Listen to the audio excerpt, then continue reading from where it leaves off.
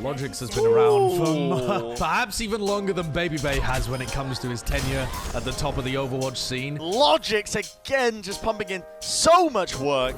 Hello, welcome Overwatch League fans to a VOD review with a pro. And this time, I've got a special one for you. I've got Hitscan extraordinaire Logix on the line from the Toronto Defiant, fresh in the off-season. He's been playing a bunch of WoW and he's ready to get back into Overwatch, right? Yeah, totally. Excited for the year. So we are going to review your game of the Toronto Defiant playing against the Atlanta Reign. And this was during the Summer Showdown. You guys went on a huge spree. And I kind of want to pick your brain about some of the things that were going through your team's head at that time and how you made such an awesome run. So let's get straight into it. We're heading into King's Row here. You guys started out on defense. And what I'm interested to take a look at here is that so much of this meta was about playing the Genji. That's what everyone's going to remember about the Summer Showdown meta. And actually, you guys started with a May here. And it kind of became a bit more common as we saw King's Row getting played more and more. But can you walk me through a bit of like the thought process there between the May and the Genji, if you can cast your mind back to that time?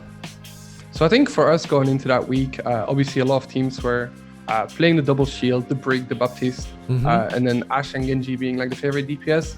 Especially with a player like Agilities for us, we basically tried Genji anywhere. Yeah. And I know some teams were edging more towards the Tracer there, but we really had a lot of success on Genji. But specifically on this first point, we actually had a lot of problems, like having like a very good full hold. And we played against another team. I honestly don't remember which team specifically, but they really had like a really good strategy with May pick here. Right. And honestly, this meta was obviously very reliant on their double shield. They don't really have that much mobility. They really have a hard time going through chokes, and obviously the May has full control over that choke. I think in this VOD, you'll see us holding really close to the gate here and dominate, really show like the dominance of what a May can do, like fully controlling a choke. Yeah. That changes a lot of the dynamics, though, I feel, for what your role is as well, because normally you're left kind of on your own. The Genji is given all of the resources, and here you are the major damage output. You're trying to combo your dynamites with the halts and trying to get as much damage on off angles as you possibly can. Does it change the way that you play here on this defense? Yeah, so it's significantly different than I think when you play with a Genji, of course. The May obviously allows for a lot more control, but not quite as much. She doesn't draw as much attention as a Genji would necessarily, where if you have a Genji, he will be constantly brawling. A lot of the attention will be focused on him, and Ashe gets to free shoot a little bit more. Whilst I'm playing Ashe with a May, I'm obviously the main damage dealer, definitely going to be looking for those full dynamite combos, try and build a quick bulb here. Yeah. But overall, I'll be the main damage dealer. I'll be a bit more careful with my peaks, if I die in this comp, we lose out on a lot of damage here. It's already forced Edison over onto the Tracer, and what I love there is that we just saw you manage to kill Baby Bay, and then you're just doing a little dance. You're just feeling confident, feeling good. It feels like this meta as well, though. You did get those 1v1s between the Hitscan players. It wasn't just purely you killing other people. Yeah. You had to worry about the Ashe too. Yeah, there was so much power within the Ashe pick. A lot of the initial fights were really based on picks there. Ashe being very strong. I think especially with Baby, he's such a characteristic player, like very confident. Yes, it's always fun. It was always super fun facing him. And when you do end up winning the 1v1, it's always fun to put in a little teabag. Exactly. Let him know, You let him hit know. The mental factor as well. So of course there is, yeah, huge. It's always in good faith, but it's always so much fun during a match. Yeah. Obviously we're professional players, but we're having just as much fun playing the game doing so. Of course. So you've thrown your Bob to the front lines as well to hold things down. Bob's just out there in the choke, actually stopping them from being able to move forwards as well. I feel like that's something that I never think about when I play Ashe. I'm so focused on trying to hit shots because I'm a bad aimer that I pay zero attention to how I personally use Bobs in ranked. What's a good tip for getting value out of that ultimate? I think in this match specifically, a lot of the engage points where obviously when their tanks decide to commit through a choke, I think here in combination with the May wall, once one of their tanks committed through a choke, it was very easy to make the decision to just throw the bob, get the initial impact damage from the bob hitting, and then the tank basically having to decide whether if they want to keep that spot and keep that space, they will basically have to face tank an entire buff, Sure. either with their shield, where we're peppering damage as well, or they have to give a blast phase in its entirety, and they go back to square one. Yeah, all about the timing. Yeah. Edison seems like he's being a nuisance here. This Tracer is, I think, a good counterpick to what you guys are running, because he's constantly harassing your backline and being able to get in behind. Plus, I mean, that doesn't hurt to be able to catch a pulse bomb on somebody, does it? No, especially no. I actually think he played really well here on the Tracer in this series specifically. I think he actually got a lot of praise from what I remember. Yeah. And overall, obviously, our composition right there is like very focused on that one specific choke. Opening up the map with Tracer there, being able to stand behind us. Our Mei is like fully focused on getting a good wall, right? So he's able to poke her out, poke our Sigma out, and that draws a lot of attention away from our initial, I guess, plan. Yeah. So that was definitely like a good adjustment by them on the spot. And you guys are sticking with the Mei as well. And it feels like the street phase, it would be more difficult for the Tracer to be able to get behind. The flanking angles are just a little further to be able to get round and in and behind everybody, but he's still going for it, trying to pull you to pieces. What's going through your head when, oh, actually, you're going on a big flank now as well. You've just found the time to get around behind everybody. So you're not even having to deal with the Tracer here. Yeah, obviously, he will obviously try and do the exact same strategy as he did on first one, try and get behind us, try and really poke us out. I do think it's a lot more limited. I don't think it's necessarily bad, but again, we have this very nice choke to play. I do think we end up overextending here, and Edison completely pops on the Tracer. Yeah. But basically the idea is we're able to stick on the Mei there. The attacking team, we all had good spawns, so the attacking team was unable to push through that big choke. We were able to hold them there. I mean, obviously that's a mistake on our end to push through a choke. Sure. But you know, we obviously do decide to switch back to the Genji. Yeah, I think it was also a nice shot by Baby Bear as well. As you flanked around behind, he managed to find that opening pick on you. I thought the flank timing was nice. Like the timing of the play that you went for all seemed to make sense. Just how do you, that's actually an interesting question though, because how do you balance that when you play Hitscan, when you make the right decision but you just don't hit the shot? How do you in your head separate the times when you make a wrong decision and the times when you just missed? Because a good aim could get you out of a lot of bad decision making. Yeah, I think that comes down to, I think having so much experience. I think when I had less experience, it would really cause more havoc on my mind, I suppose, where I am so like, I guess my mindset now is like, I know when I make a good play and when I didn't. Right. I can separate it from if I hit the shot, you know, nice, I made a play. If I didn't hit the shot, obviously that's something that shouldn't be happening in that moment. But I think it's really come down to having the confidence, you know, sometimes you hit the shot, sometimes you don't. Yeah. It's not the end of the world. Obviously, you want it to work out more than not, though. Yes, exactly. It's a percentage play. You can't win them all, but you got to win. Yeah. You got to win. You got to put yourself in the best position. You got to weigh it out, honestly. And then... Exactly. Okay, so now you've got agilities. How does your thought process change when agilities is on the Genji? Sorry. So specifically, we were very confident in any matchup we were going versus the Ashe Genji mirror. We were very happy to take the Ashe Tracer versus Ashe Genji mirror because I think this meta specifically really played into agility's hands. A lot of reliance on building the blade really fast, and he's obviously very good at using the blade. I think he's one of the better Genjis at that. Obviously that one with Baby didn't quite go as planned. That's one of those moments where I think the flank was good, didn't hit the shot. Yeah, sure. I mean, we end up trading there, which I do think is an important thing. Obviously he hit a really nice shot on me, but still we're on defense side trading the 1-on-1. We have the better spawns. Obviously the team clutched in the end. And you saw the blade come out there as well, and so many of the resources of your team go towards agilities in terms of making the blade work. So you are kind of left on a bit of an island, but you also have nobody looking at you. Yeah. So it's a weird one where you don't have much help from the rest of your team, but they are distracting really heavily for you to do kind of what you want. Yeah, I agree here.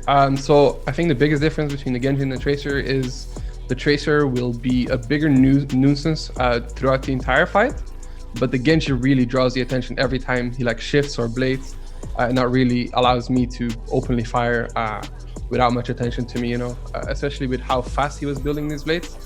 It gave me so much room to just be pretty free as a hit scanner. Obviously, as the ideal situation you want to be in, no pressure to hit shots, no one's contesting you. Yeah. The Tracer was often occupied with different things, so that made things a lot easier for me. That's what I say to people in ranked, you know, when I just feed relentlessly. I tell them attention is a resource and I'm distracting the opponent. But it doesn't really work out for me very often. I think you need a little bit more team play for that to work out. But yeah. Yeah, so my problem is the team, really. It's not my fault. Yeah, honest, it's a team difference and there's not much you can do, you know. I know. I'm doing my best trying to distract everybody. And yeah, you're just free shooting at the end here as well. Yeah, this is obviously just clean up.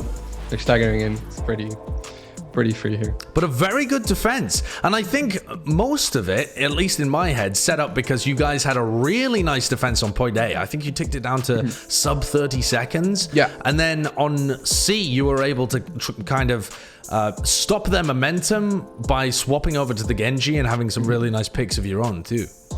Yeah. I think it's very rare to see like I think often on King's Row, teams have adapted to a point where there's not been a lot of strong A-holds anymore. I do think there's certain metas where teams thrive in full holding, but I think this meta specifically, once ultimates come up, it was often swung in like one advantage. I think swapping in the May like really threw them off as well. I do think that Trace was obviously a good adjustment, but I think we were one of the few teams that were actually playing the May. So in an official match, it always, you know, people get used to scrimming one certain comp, and only a couple teams are able to make that adjustment and play different in that time. I want to pick your brains here about something that neither of these teams were doing, but if you think about the winners of the Summer Showdown, Paris Eternal, they had Exi on their hit scan, played the McCree a lot. What were your thoughts, if you can cast your mind back to that time, about the McCree versus the Ashe in these compositions? Because that seemed very unusual to me at the time. To go back that much, I do remember watching Exi completely pop up on the McCree in the finals. I do think a lot of it is based around the flashbang.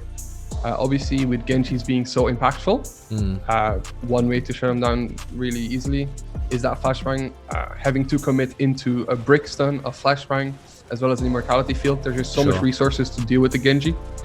As far as, I think, on this map specifically, I actually think the McCree could have definitely worked. I think there's other maps. I think Rialto was played pretty often back then. I do think the Ashe is superior because of the longer range. Obviously with McCree's drop-off. But I do think that was actually a pretty smart adjustment from them to realize that maybe he was more comfortable on it as well. I'm not entirely sure. I could see it just being a bit of a comfort pick as well, because Exi's insanely good when it comes to the McCree. What would you consider to be your comfort roles, actually, Logix? Because you've played a bunch of stuff over the years. You're one of the most kind of veteran people. You've been playing since way back in the Overwatch beta days. Yeah, I've been playing for a while, huh? Yeah. I consider myself mostly a hitscan player. I'm one of those players that plays the game, and I'll always try and be the best I can be at a certain meta. I think more often than not, that's been obviously reflected in the hitscan heroes that I play. But I'd say most notably Widowmaker and Tracer for me personally. I do think my McCree is really good, but he's not seen a lot of play in the recent years. Right. We got a little bit of time on Lijiang Control Center. I had a really good map where it was so much fun. I really do enjoy playing McCree, but there's not been too much showcase for him. Oh yeah. Yeah, he's explosive. Overall, I'd say I'm very confident on any hit scan. I think Sombra was my weakest hit scan, so that was obviously a bit of a struggle near the end of this season. I had the opportunity to help out one of the playoff teams with their internal scrims as they were heading to the quarter final. And I actually learned a lot, specifically on Sombra. So cool. That's definitely an experience I take with me, and it definitely has made me more confident in my Sombra, I'd say. It looks like Agility's going on a crazy flank here. He's only at 30%. You know that the Atlanta Reign have a massive advantage in this team fight. And it seems like Agility's just trying to time his flank to charge up as much blade as possible. Is he going for some kind of play here to be able to turn things around? It looks almost doable. I'm not entirely sure where he found Baby Bay. It seems like he was able to kill him pretty early on in the fight. Yeah, so he just snuck in around the back. Honestly, this is quite a while ago, so I'm not entirely sure anymore if this was a call where we realized that Baby Bay was going to play on an off angle that we couldn't reach, or it was something instinctively that he saw. But being able to pick up an Ashe early in this meta was like really, really big. So yeah. Really good decision by Brady. Yeah. I mean, a fantastic fight there from Agilities to be able to flank around the back, find the timing, and the rest of your tanks to stay alive too. Yeah, I mean, and building on our blade in that entire fight is also it was crazy. This was one of the metas where it was really like we were struggling throughout the season, And even going down the first map here, because I do think, I remember playing Busan and they played the Tracer again, because they had a preference over the Genji. We really weren't worried because we had like a fantastic week of scrims before this, with agilities and me just having so much room. We felt really confident going into the map. I think that showed with, I think, both of us having a really good performance. Yeah, absolutely. Yeah, you guys made a hell of a run here as well when it came to the Summer Showdown. It was such a different meta to the rest of the year, though. Genji hasn't been meta for, honestly, years since before this. It's been, what, 2018, I suppose, was the last time that you could play Genji. We saw a little bit of it in the finals, but for the whole of 2019, it was, nobody played it. So, I guess, how do you as a player deal with such massive differences when it comes to week, month to month, the game just changing and having to adapt, and knowing that sometimes you might be a lot worse and sometimes you might be a lot better just because of how the game works? I think having played for a long time, I don't think it affects me as much as maybe other people, because I've gone through lots of different metas. That being said, there's obviously like revolving and new metas coming around the corner every now and then. And at that point, it's like we obviously get to do this as a career, so we have a lot of time to think about the game as well as play. Obviously, scrimming against a specific comp gives us lots of practice before an official game. But at that point, even in official games, like people pull out new shots, new metas. Yeah, they do, yeah. That we didn't have the opportunity to scrim versus, I think, Chengdu Hunters specifically is like an example of that in the Overwatch League, where they were able to scrim a pretty unique style. And I do think that threw people off, because it is a very hard thing to, on the spot in an official match, be able to change things up. And I do think that's often the difference between like a mid-table team and a top-tier team. They're able to identify that, and they're able to change within a couple of minutes of a map, realize what is working or what's not working. Yeah. It's always going to be more difficult to adapt on the fly. You kind of lose the advantages of practice and it turns way more into how your team's able to just synergize with each other, like the teamwork that you already have built and developed, and understanding your tendencies. So we just saw a team fight there as well, where they kind of baited you in a little bit. It was like they allowed you around the corner, and then they went really aggressive and caught you with a bit of a halt there. But generally speaking, as you're attacking C, you're going up against Baby Bay, who's already established on the sight lines. So what are you just waiting for your team to be able to make space for you and distract for you so that you can post up? Yeah, so I think it's very strange, but I very vividly remember the previous fight. Okay. Where we were in a position where we only had to win one good fight, because obviously they didn't end up capping the third point. Yeah. And our plan was to make them use ultimates, because being the defensive team on King's Road 3rd is very, very good. Like, it's very hard to break that. So we had an idea to just force ultis out of them, and then do a big ult push afterwards. I remember actually Nevix using his ultimate when it wasn't planned. It was a bit of miscommunication, but I actually remember it very clearly, where we were like, Nevix, what are you doing? But obviously, they're able to get a second fight here. They use a couple of ultis. We're not too worried. Right here, I think in our heads, it was just, we need one good ult fight. We have the Blade coming up. We have the Bongo coming up. The combination of those two ultimates is insanely strong. Yeah. I don't honestly remember, but I do think we'll see like a huge Blade coming up here. Yeah. Obviously, the Immortality field being used there to stop the Ant Matrix from just decimating you all as you approach, because these are the dangerous kind of counter abilities that Atlanta Reign has at their disposal. But yeah, this Super Blade is what we would call it on the broadcast, and it's crazy the amount of damage it does. It's just such a big burst of damage. Like, you're just left to your own accord, like if, especially like a player like Agilities, we just had full trust. The moment you had Bonga and Blade, in our mind, it's like something had to really happen, like went wrong. Like, he would either mess up his dash, they would hit like a really good like defensive drone, or like a really good bash by fire could really change the turn of that. But we obviously had full confidence, and we do obviously get a good Blade, win the fight. They're having to retake into us when we already have our shield set up. We have the position. This is obviously like an incredibly hard fight for them to win. Sure. At that point, it's kind of just clean up. And that was that. I mean, King's Row done and dusted. It took you a couple of tries to be able to get it just towards the end there, but you would set yourselves up for the win based on how your defense went, I feel.